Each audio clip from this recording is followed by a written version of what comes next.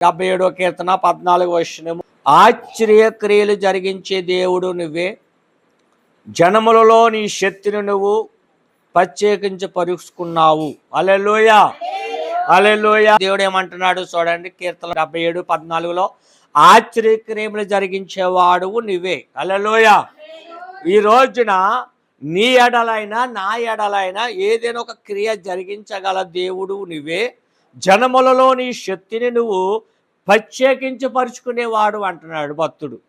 ఎందుకు అంటే ఈ కీర్తనకారుల్లో చాలా స్పష్టమైన మాటలు ఏంటంటే, నువ్వేది ఆశిస్తున్నావో, ఏది కోరుకుంటున్నావో, ఏదైతే కనిపెడుతున్నావో దానికి ఆయన అంటున్నాడు, ఆశ్చర్యక్రియ దేవుడువు నీవే, ఆయన తప్ప మరొక దేవుడు మనకి లేడు.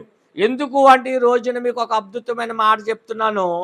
ఎక్కడైనా చూడండి, లోకమంతటా చూడండి, ఆశ్చర్యమైన కార్యములు జరిగించేవారు ఎవరైనా ఉన్నారంటే నేను పగడిస్తున్న నా ప్రభు తప్ప మరో ఎవరు లేరు. హల్లెలూయా, హల్లెలూయా. ఈ రాత్రి అదే 72వ కీర్తన 18వ వచనంలో ఒక మాట రాయబడి ఉంది చూడండి. యెహోవా ఇమ్మేలునొక దేవుడు స్తుతించబడునుగాక, ఆయన మాత్రమే ఆశ్చర్యకార్యములు జరిగించేవాడు. హల్లెలూయా, హల్లెలూయా. ఈ రోజున ఇశ్రాయేలుకు దేవుడుగా ఉన్న దేవుడు, స్తుతించబడుతున్న దేవుడు అంట, ఆయన మాత్రమే ఆశ్చర్యక్రియములు జరిగించేవాడు. హల్లెలూయా.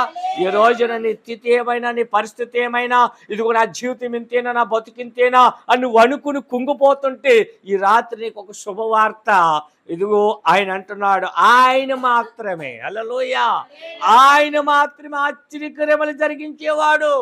ఈ రోజున నిన్ను నన్ను ప్రేమించి ఈ రాత్రి ఆయన సన్నిధిలో నెలకొకసారి ప్రతి నెల 7వ తారీఖుని ప్రభు చెప్పిన మాటను బట్టి మనము ప్రజల వైపు చూడకుండా, లోకం వైపు చూడకుండా, దేవుడు ఒక్కడే అని ఆయన చెప్పిన దాంట్లో ఆయన అంటున్నాడు కదా, ఆయన మాత్రమే ఆశ్చర్యక్రియములు జరిగించేవాడు.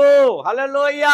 ఆ కింద అంటాడు చూడండి, ఆ 72వ కీర్తన 19వ వచనంలో ఆయన మహిమ గల నామము నిమిత్తము స్తుతించబడునుగాక. ఈ కూడిక, ఈ ప్రార్థన ఎందుకంట? ఆయన మహిమ కొరకు. హల్లెలూయా. ఆయన మహిమ తెచ్చుకోవడం కొరకంట ఈ కూడిక. రెండోది అంటున్నాడు కింద, సర్వభూమి ఆయన మహిమతో నిండును. హల్లెలూయా. ఈ రాత్రి కాల సమయంలో ఈ కూడుకు ద్వారాగా, ఈ ప్రార్థన ద్వారాగా మీరు అనుకోవచ్చు, ఇదిగో ఈ రాత్రి ఇంత సమయం కదా నిద్ర. నేను అంటాను, ఎస్సీ కూడా అదే చెప్పాడు. ఏమన్నాడు తెలుసా? అది శిష్యులకి, ఇదిగో మీరు మెలుకు కలిగి ఉండండి, చోతల్లో పడకుండా మెలుకు కలిగి ఉండండి, ప్రార్థన చేత ఉండండి అన్నాడు. మెలుకుగా ఎందుకు ఉండాలంటే ప్రార్థనలో గడిపితేనంట ఒక గొప్ప కార్యములు చేయగలవాడు. అందుకంటున్నాడు ఆయన మాత్రమే. హల్లెలూయా. నిన్ను మాత్రమే నిన్ను నమ్మానయ్యా. ఎవరు మాత్రం నమ్మాము?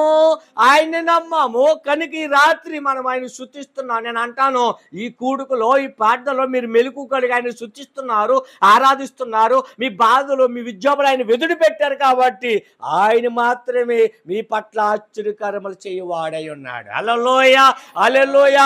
71 కీర్తన 4వ వచనంలో కూడా మాట అంటాడు, నిన్ను వెతికేవారు అందరూ, హల్లెలూయా, నిన్ను గురించే ఉచ్చేకించి సంతోషించునుగాక. నీ రక్షణ ప్రేమించే వారందరూ దేవుడు మహిమ పరచబడుదురు కాకని నిత్యము చెప్పుకుందరు. దేవుణ్ణి వెతికేవారు తక్కువ. హల్లెలూయా. ఎక్కడైనా ఉంటారో కానీ, ఎక్కడైనా గడుపుతారో కామని దేవుడి మందిరంలో గడపలేదు. దేవుని వెతికే టైం ఒకటి ఉంది. ఈ టైం ఏంటో తెలుసా? అద్భుతమైన టైం మనకు దేవుడు ఇచ్చాడు. కానీ దేవుడి మందిరంలోనంట ఆయన వెతుకుతే, ఆయన గురించి నువ్వు సంతోషిస్తే నీ జీవితంలో ఒక రక్షణ ఏమవుతుందంట చెప్పండి? ఆ రక్షణ అంట ద్వారా దేవుడు మహిమ పరచబడతారు. హల్లెలూయా. నీ ద్వారాగా, నా ద్వారాగా దేవుడు ఏం కోరుకుంటాడు తప్పన నీ ద్వారాగా, నా ద్వారా ఆయన మహిమ తెచ్చుకోవాలనుకుంటాడు. ఈ రోజున 3 మాటలు చెప్పాను.